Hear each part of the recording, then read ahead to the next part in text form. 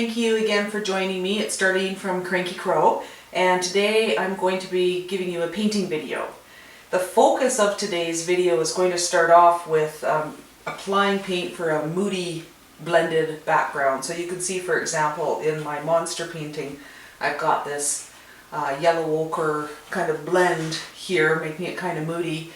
You can see too over here in the zebra painting, even though I haven't finished the zebra, you can see how I've gone from dark to light with a lot of reds and yellows here, and I've blended the whole way. So if you look over here, you can see that instead of doing this on a canvas, that I'm going to do this on a wall. And I am later going to be putting some of our fish designs up from our real fish kit that you could order if you were interested in doing some fish. So the idea is that I want it to look a little bit like an aquarium.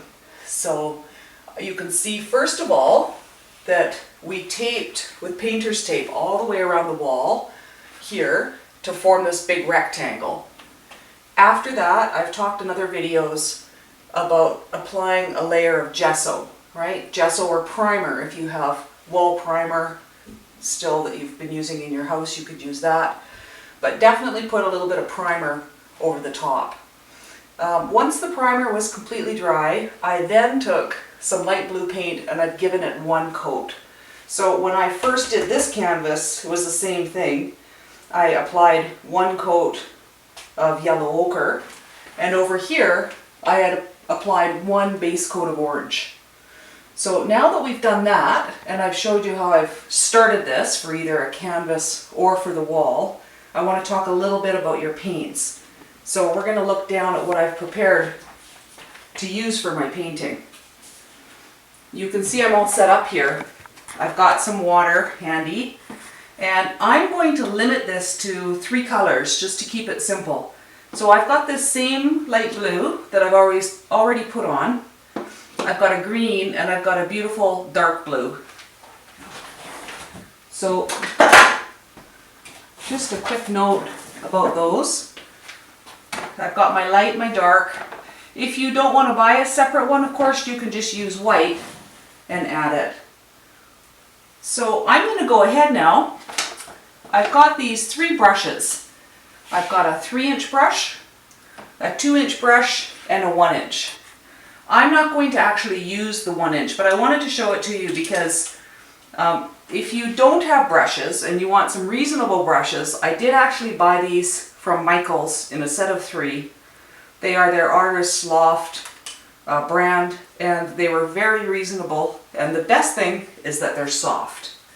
So whatever brush you use, make sure it's a big square brush. You can just go to your hardware store if you want, but the key is soft, because soft will let you blend the paints.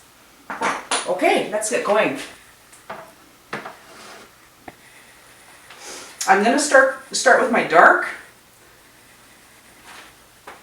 And you can see that I am working left to right. The reason is that I'm right-handed. If you were left-handed, you may well want to work the other way.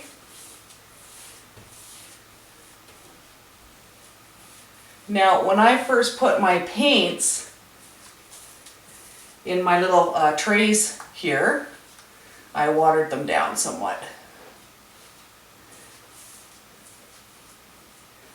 So I'm going to add a little bit more of the dark blue.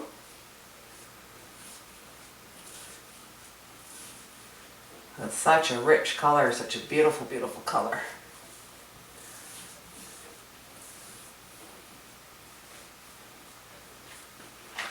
I'm going to grab a little bit of my other blue.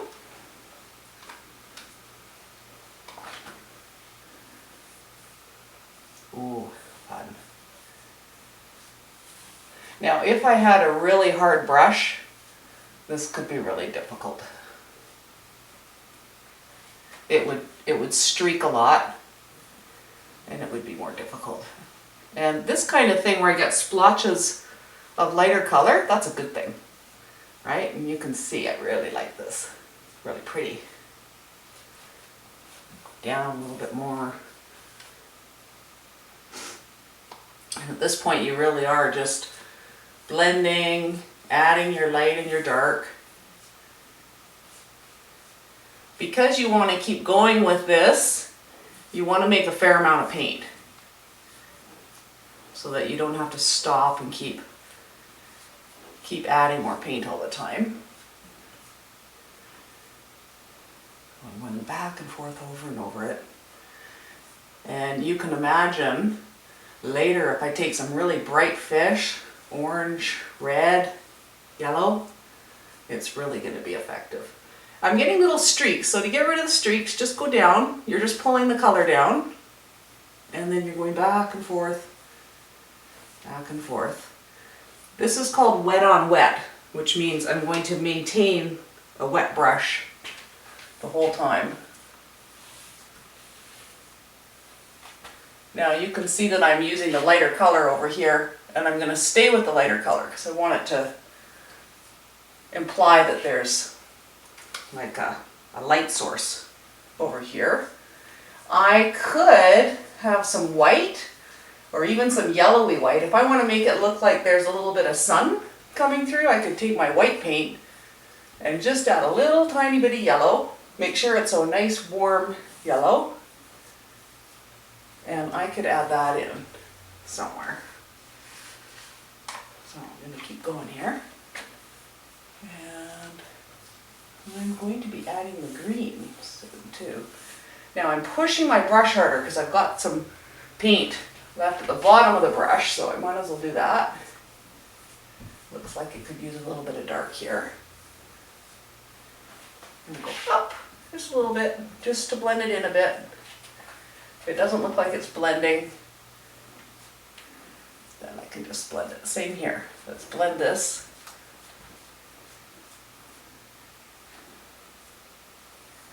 Now, if I were to stop, I may end up with a hard line. So that's why it's important to make sure you have enough paint. Go all the way around. Now, if you happen to make a mistake, for example, you kind of had a little line here, and you forgot about it, and the whole thing dried, don't panic. You can just cover it over with the fish, right? So, for some people, when they do this the first time, it's a scary thing. And I understand that, because if you haven't done this before, it's like, wow, that looks fun, but it also looks hard, but really it's not. And you just have to remember, it's just paint. So, here I go. This paintbrush is so nice and soft. It's really, really quite good. Okay, here comes a bit of green. This will be fun. Now, I want to talk about greens for a minute. This particular green is called sap green. There's lots of different names for greens. The reason I chose sap green is because it's kind of the same color as seaweed.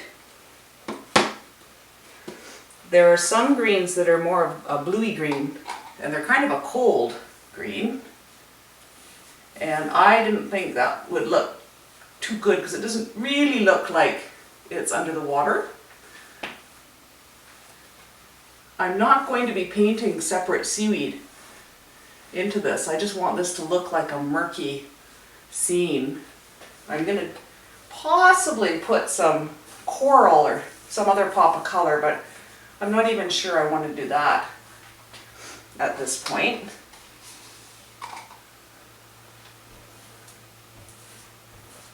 Oh, let's pull this right down.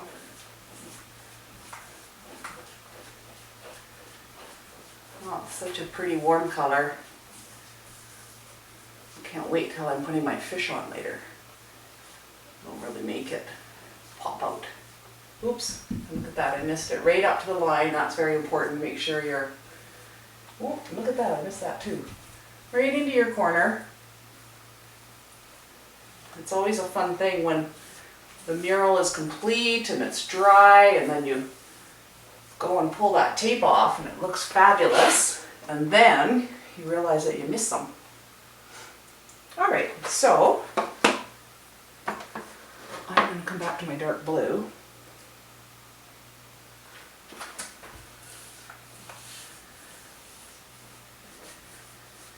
I'm going to pull it into the green, and then I think I'm going to add some more green. I want things a little bit darker down at the bottom. And one thing to note about this dark blue is that it will really make your bright red and yellow fish stand out.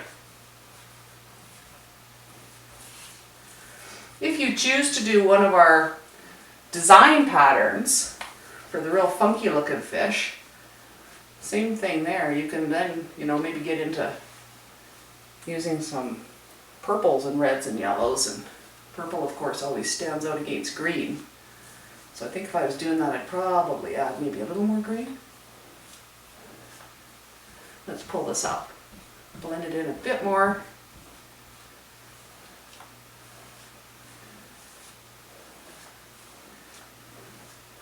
Okay.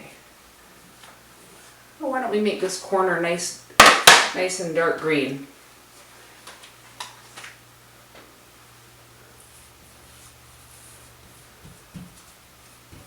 In some of my other videos, you may have noticed that we have these little tabby cats that sometimes come in, and make sure if you have pets around that you lock them out. I've had a few disasters of having my paints all set up here and then forgetting to lock the door or close off the door anyway, and then little tabbies come in and jump up. Ooh, isn't that great? It's looking very dark and very murky, and that's what I want. I want it to look like there's some light coming through, but that it's just this very murky kind of scene. Now, if you're designing a room for a younger child who just happens to really like fish, then maybe they don't want this kind of a murky look. Maybe they just want a solid color. That light blue is a very pretty, soothing color, and that alone would be beautiful. Just give it 2 or 3 coats and it would be fine. Another one is this rich dark blue by itself. That's really pretty too. So if you have a child who would really like dark colors, then that blue is really pretty. Okay, I really like how this is blending. I'll keep going. I think the green just implies that there's some, seaweed or whatever there. I'm going to take a little bit of my light just to blend that in a bit and go up. And I can tell that this paint is already starting to dry a little bit. Acrylic paint dries very quickly, so when you're working wet on wet, it's important to just keep going. If you're right-handed, again, start from the left and you're working up and down.